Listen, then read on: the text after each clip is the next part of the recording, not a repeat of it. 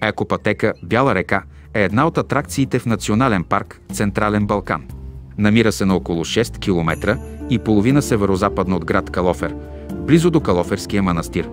Сред плетеница от планински разклонения, маршрутът отвежда дълбоко в ждрелото на Бяла река, за да разкрие непознат свят, в който следи на диви животни кръстосват човешките пътеки.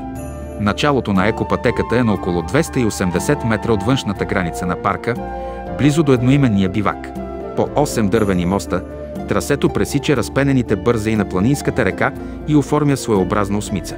От две панорамни площадки на пътеката се откриват живописни гледки към каньона. Природните богатства на Националния парк са представени чрез разположени по протежение на трасето табели с интерпретативни модули, посветени на различни теми.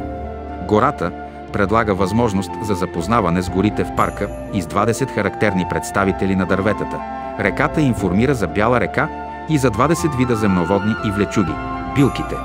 Предлага информация за лечебните растения в парка и разпознаване на 20 вида от най-популярните в планината.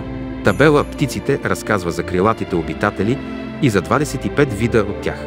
Специално място е отделено на бозайниците и на 25 вида от тях. Интерпретативни модули «Следите», «Мечката» и «Кълвача» предлагат на посетителите да научат повече за животните чрез игра.